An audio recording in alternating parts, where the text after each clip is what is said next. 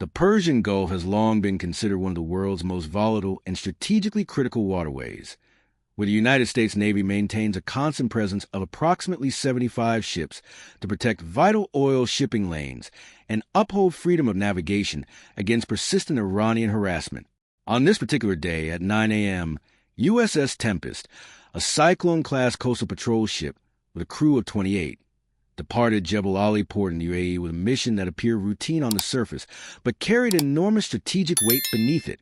Lieutenant Commander Marcus Chun commanded the vessel, tasked with escorting an unmarked civilian cargo ship called Pacific Guardian through international Persian Gulf waters to U.S. Fifth Fleet headquarters in Bahrain.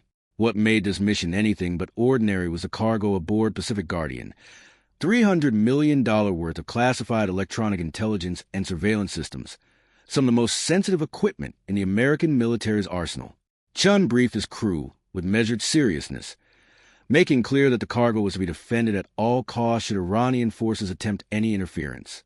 What he did not fully disclose, however, was that U.S. naval intelligence had already intercepted Iranian communications in the days prior, suggesting that the Revolutionary Guard Navy was actively planning provocative action against American vessels operating in the region that very week.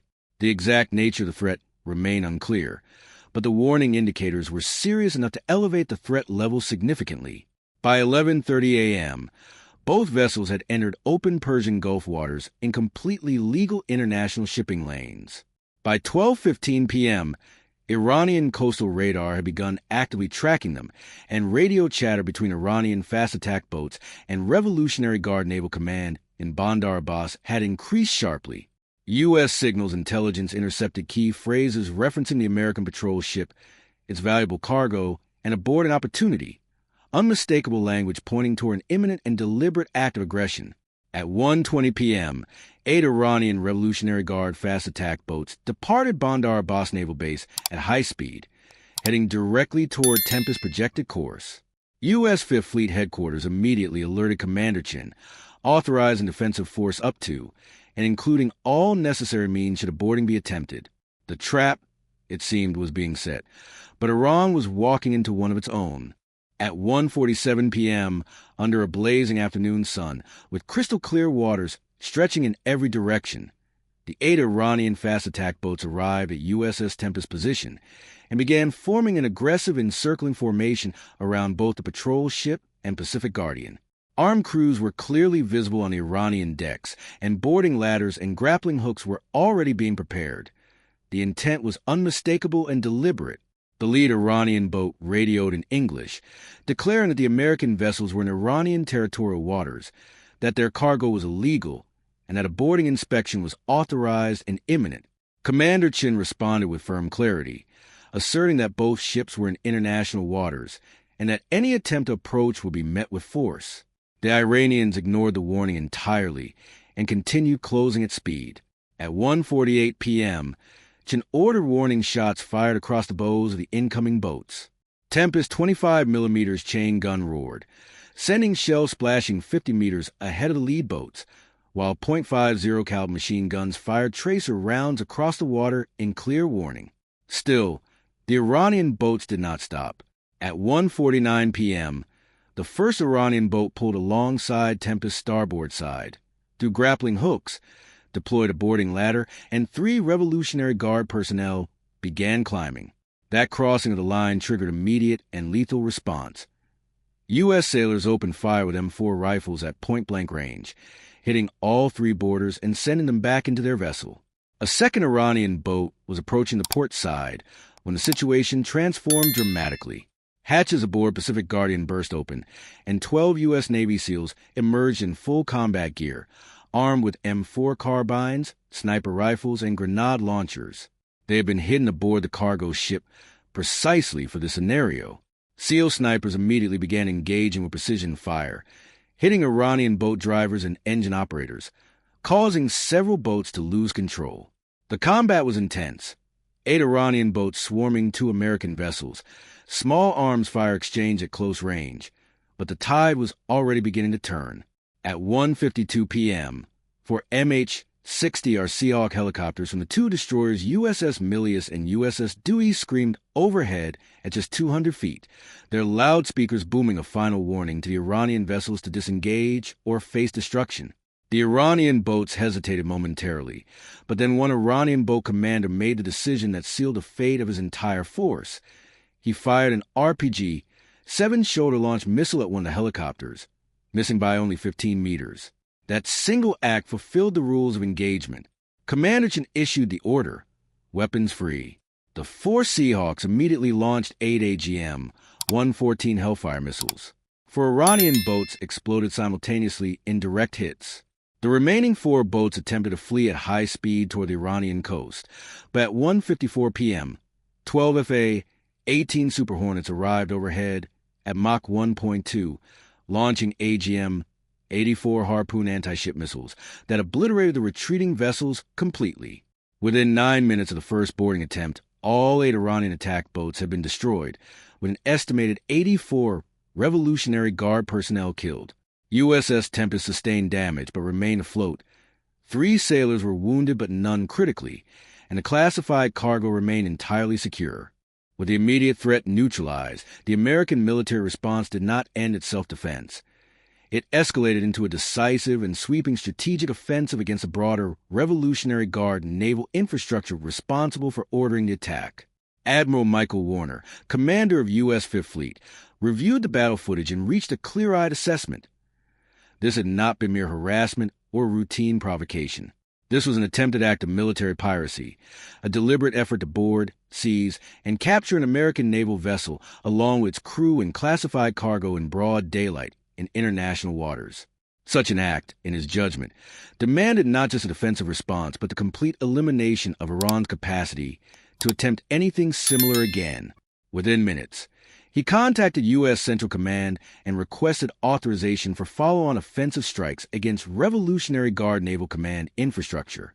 Central Command's authorization came back within 90 seconds.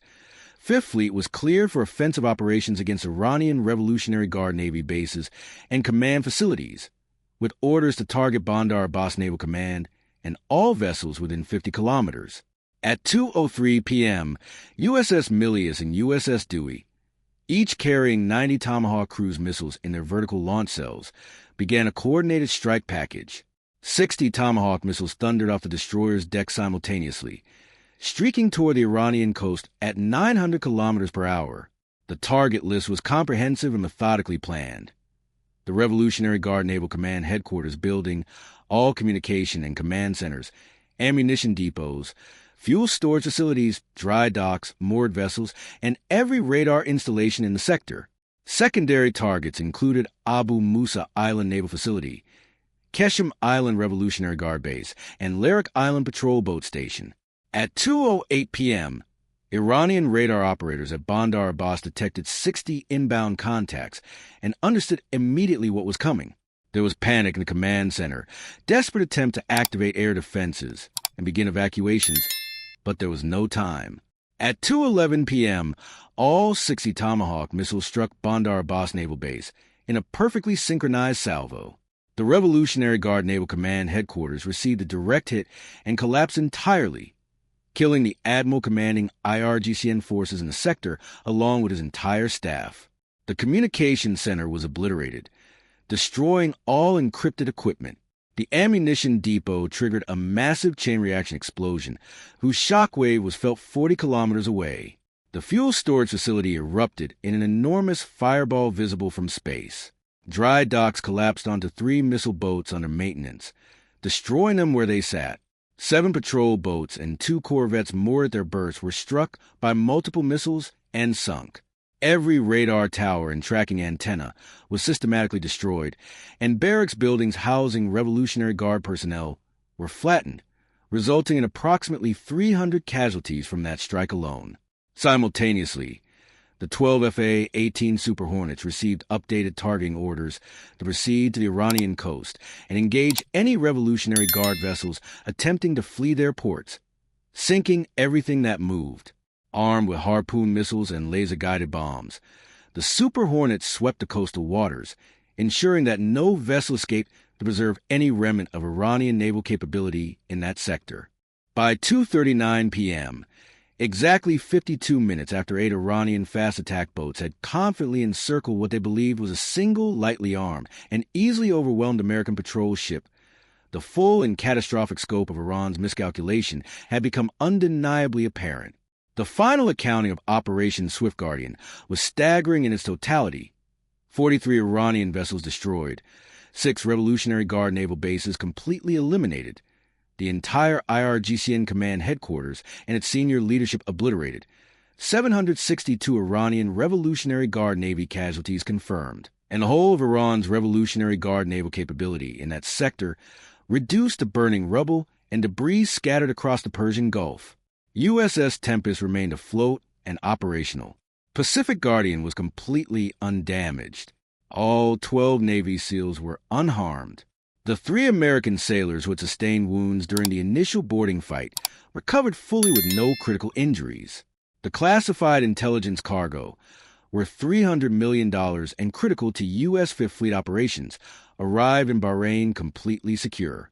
Iran had calculated a perfect scenario: an isolated small patrol ship with minimal armament, no visible backup, high-value cargo, and 8 attack boats to overwhelm any resistance before help could arrive. What they had fatally failed to account for was that the moment their boats turned aggressive, a distress beacon had already transmitted to every American vessel in the Gulf. 2 destroyers had been racing at flank speed from just 18 nautical miles away. 4 attack helicopters had been airborne and inbound within minutes. An entire carrier strike group had already launched 12 of the most capable fighter jets in the world, and a dozen of America's most elite warriors had been hidden aboard the very cargo ship they intended to seize. Every single layer of that response had been deliberate, prepositioned, and ready, not reactive, but waiting. The lesson that Operation Swift Guardian delivered to any force that might consider challenging American naval operations in international waters was written not in words, but in the wreckage of 43 vessels, 6 destroyed bases, and an entire naval command structure that ceased to exist in under an hour. The message was absolute and permanent. Attempt to board a U.S. Navy vessel, fire upon American helicopters, or try to seize American cargo in international waters, and 52 minutes later, your naval force is history, your bases are ruins, and your command structure is gone.